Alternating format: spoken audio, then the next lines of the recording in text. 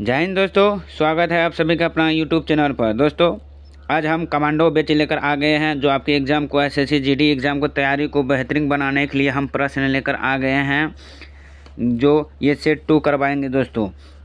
दोस्तों ये SSC GD के लिए रामबाण प्रश्न होंगे, जो प्रीवियस ईयर से पूछे हुए प्रश्न है, जो प्रत्येक के 5 या सालों से पूछे गए प्रश्न हैं। तो दोस्तों ये प्रश्न आप लोग के लिए एसएससी जीडी के लिए काफ़ी महत्वपूर्ण है, रामबाण प्रश्न है। तो आपसे रिक्वेस्ट है कि यह वीडियो शुरू से अंत तक जरूर देखें बिना स्किप के साथ। अगर दोस्तों हमारे चैनल पर नए आए तो प्लीज़ सब्सक्राइब करना ना भूलें और वीडियो को लाइक करना ना भूलें।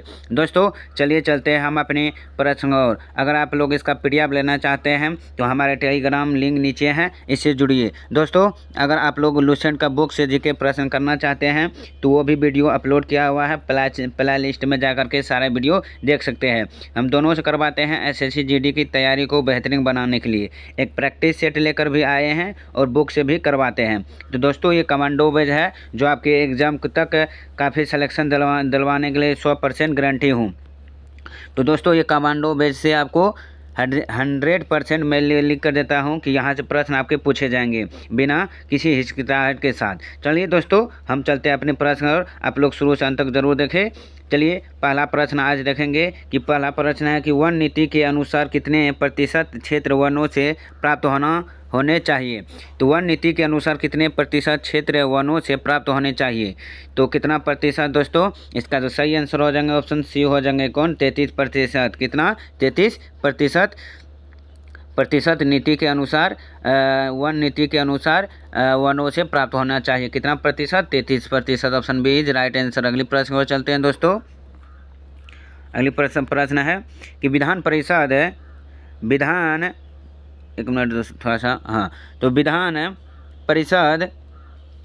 परिषद के सदस्य के लिए न्यूनतम आयु है। तो विधान परिषद के लिए जो सदस्य न्यूनतम आयु है वो कितना होना चाहिए। तो ऑप्शन बी होना चाहिए। कितना, 30 वर्ष होना चाहिए। कितना, 30 वर्ष होना चाहिए। अगली प्रश्न को चलते हैं दोस्तों।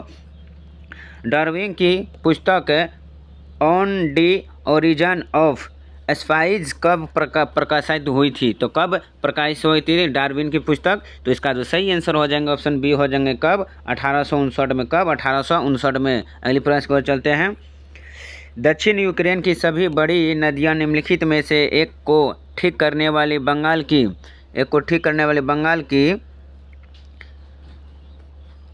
की खाड़ी में विलीन है।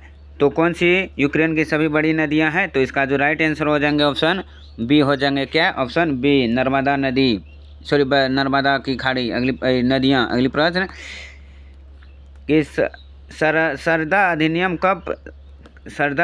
का संबंध किससे है। तो सरदा अधिनियम का जो है संबंध है वो दोस्तों वो किससे है। तो इसका सही आंसर ऑप्शन ए, बाल विवाह से। किससे, बाल विवाह से संबंध है किसका, सरदा अधिनियम। अगली प्रश्न, सारे टॉप लेवल के प्रश्न लिए गए हैं जो आपके एग्जाम को काफ़ी बेहतरीन बना सके। अगली प्रश्न कि तरंग और कण दोनों ही एक प्राकृतिक दर्शन वाले कण है। तो तरंग और कण दोनों ही की प्राकृतिक दर्शन वाले कण है।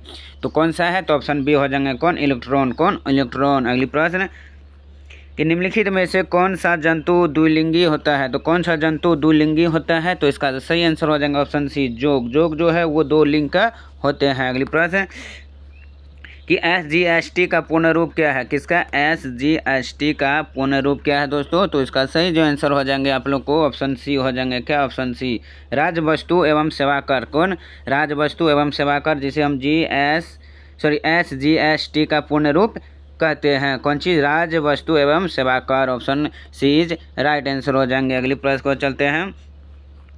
तो संयुक्त राष्ट्र संघ के महासचिवों द्वारा कहा जाता है। तो संयुक्त राष्ट्र संघ के महासचिवों द्वारा कहा जाता है। तो ऑप्शन डी हो जाएंगे कौन, सुरक्षा परिषद की महासभा पर। किसका, सुरक्षा परिषद की महासभा पर। Option D is right answer हो जाएंगे। अगले प्रश्न में चलते हैं कि वायुमंडलीय दाब में सहसा पतन किस बात का संकेत करता है। तो वायुमंडल दाब में सहसा का पतन किस बात पर संकेत करते हैं। तो ऑप्शन जो हो जाएंगे ऑप्शन बी हो जाएंगे, तूफान का। किसका, तूफान का। Option B is right answer. अगली प्रश्न में चलते हैं दोस्तों कि वित्त आयोग का गठन कितनी अवधि तक होती है। वित्त आयोग का गठन कितनी अवधि तक होती है, 2 वर्ष, प्रतिवर्ष, 5 वर्ष या राष्ट्रपति की इच्छा जब जैसी हो। तो कितनी वर्ष है, कितने वित्त आयोग का गठन कितनी अवधि तक होती है? तो ऑप्शन जो हो जाएंगे 5 वर्ष तक होगा। कितना? 5 वर्ष है। Option C is right answer. दोस्तों अगर वीडियो को प्रश्न अच्छे लगे तो ज़रूर लाइक कीजिएगा और प्लीज़ सब्सक्राइब करना ना भूलें और दोस्तों के साथ भी शेयर जरूर कीजिए। अगली प्रश्न, तो मस्तिष्क के किस भाग में शरीर के ताप को नियंत्रित करने का केंद्र होता है? किस मस्तिष्क के किस भाग में शरीर के ताप को नियंत्रित करने का केंद्र होता है? इसका जो सही आंसर हो जाएंगे ऑप्शन डी हो जाएंगे कौन? Hypothalamus. Hypothalamus. Option D is right answer. अगली प्रश्न, कि पेट्रोल में टेट्राएथिल लेड निम्नलिखित कारण से बनता है? तो किसके कारण से बनता है? तो इसका जो सही आंसर हो जाएंगे ऑप्शन डी। किसके कारण? ऑप्शन डी, इसकी एंटी नॉकिंग दर को बढ़ाने के लिए। किसका? पेट्रोल के टेट्राएथिल लेड को। अगली प्रश्न, कि गन्ने की शक्कर को ग्लूकोज और फ्रूक्टोज में जल ऐप को जोड़ने वाला एंजाइम है? तो गन्ने की शक्कर को ग्लूकोज और फ्रूक्टोज में जल ऐप को जोड़ने वाला एंजाइम है। तो इसका जो सही आंसर हो जाएंगे ऑप्शन बी हो जाएंगे कौन? ऑप्शन बी होगा बी हो जाएंगे invertase. Option B is right answer. अगली प्रश्न, कि मालवा, गुजरात और महाराष्ट्र किस शासक ने पहली बार जीता? तो मालवा, गुजरात और महाराष्ट्र किस शासक ने पहली बार जीता? इसका सही आंसर हो जाएगा ऑप्शन डी, चंद्रगुप्त मौर्य ने। किसको? मालवा को भी जीता, गुजरात को और महाराष्ट्र को भी जीता। कौन? चंद्रगुप्त मौर्य ने। अगली प्रश्न, कि सांची किस कला एवं उत्पादन का निरूपण करती है? कौन? सांची किस कला एवं उत्पादन का निरूपण करती है? तो इसका तो सही आंसर हो जाएगा ऑप्शन बी, बौद्ध का। किसका? बौद्ध का। अगली प्रश्न, कि मेगास्थनीज ने भारतीय समाज को कितने भागों में विभाजित किया है? तो मेगास्थनीज ने भारतीय समाज को कितने भागों में विभाजित किया? तो ऑप्शन जो हो जाएंगे 7 भाग में। कितना? 7 में मेगास्थनीज ने भारतीय समाज को विभाजित किया है, 7 भागों में। अगली प्रश्न, कौटिल्य के अर्थशास्त्र में कौन सा प्रकाश डाला गया है? किसका? कौटिल्य का अर्थशास्त्र में कौन सा प्रकाश? तो ऑप्शन जो हो जाएंगे डी, ऑप्शन डी, राजनीतिक महाकाव्य। क्या? राजनीतिक महाकाव्य का प्रकाश डाला गया है कौटिल्य के अर्थशास्त्र में। अगली प्रश्न, निम्न में से कौन सा क्षेत्र अशोक के साम्राज्य में शामिल नहीं था? तो अशोक के साम्राज्य में शामिल नहीं था कौन सा क्षेत्र? ऑप्शन जो हो जाएंगे बी हो जाएंगे क्या? श्रीलंका। कौन?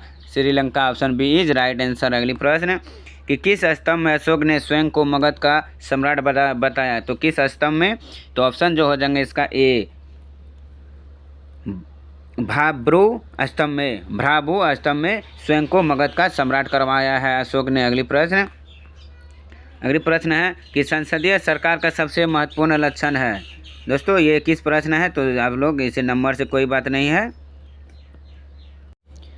तो अगली प्रश्न है, तो नंबर से कोई लेन देन नहीं है, थोड़ा मिस्टेक हो गया टाइपिंग करने में, तो कोई बात नहीं। तो संसदीय सरकार का सबसे महत्वपूर्ण लक्षण है, तो संसदीय सरकार का सबसे महत्वपूर्ण जो लक्षण है वो क्या है? तो ऑप्शन जो हो जाएंगे इसका बी हो जाएंगे क्या? कार्यपालिका एवं विधायिका के प्रति सामूहिक उत्तरदायित्व। तो ऑप्शन बी इज राइट है, जो संसदीय सरकार का सबसे महत्वपूर्ण लक्षण है। अगली प्रश्न, कि रेगिस्तानी क्लिनिक की ब्राह्म में त्वचा पर माँ जैसे पदार्थ की परत पाई जाती है, यह पदार्थ है, तो यह पदार्थ कौन सी है? तो ऑप्शन जो हो जाएंगे बी हो जाएंगे क्यूटीन। क्या? क्यूटीन। अगली प्रश्न, कि प्रोटीन की जानकारी प्रदान करने वाले डीएनए के भाग को डैश कहा जाता है? किसका? प्रोटीन की जानकारी प्राप्त करने वाले डीएनए के भाग को डैश कहा जाता है? तो क्या कहा जाता है? तो ऑप्शन जो हो जाएंगे ऑप्शन डी हो जाएंगे क्या? जीन कहते हैं। अगली प्रश्न, कि अधिकृत के लिए सबसे अच्छा मानक क्या है? तो अधिकृत के लिए सबसे अच्छा मानक क्या है? तो ऑप्शन जो हो जाएंगे इसका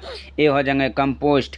क्या? कंपोस्ट। अगली प्रश्न, कि किसी पिंड का वेग समरूप कहा जाता है जब? किसी पिंड का वेग समरूप कहा जाता है जब?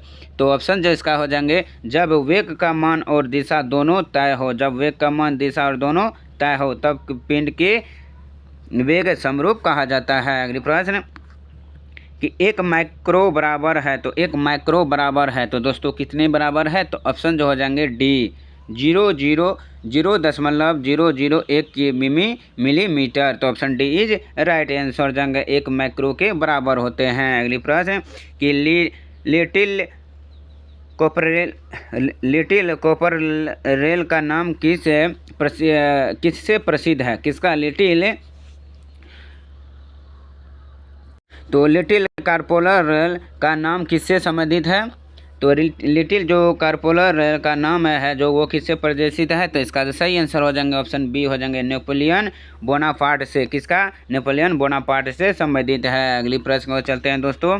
भारत में किसी राज्य के मुख्यमंत्री राष्ट्रपति के निर्वाचन में मतदान नहीं किया जा सकता है। तो भारत में किसी राज्य के मुख्यमंत्री राष्ट्रपति के निर्वाचन में मतदान नहीं किया जा सकता है। तो इसका जो सही आंसर है किसमें हो, तो इसका जो सही आंसर हो जाएंगे दोस्तों ऑप्शन जो हो सी हो जाएंगे क्या? ऑप्शन सी, वे विधानमंडल के उच्च सदन के सदस्य हो।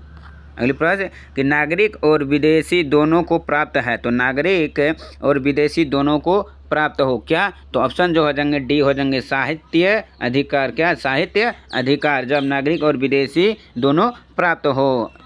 अगली प्रश्न को चलते हैं दोस्तों। अगली प्रश्न कि वह सुल्तान कौन था जिसने खलीफा के अधिकार को नापसंद से खारिज कर दिया था। तो नापसंद से खारिज कर दिया था, तो वो सुल्तान कौन था?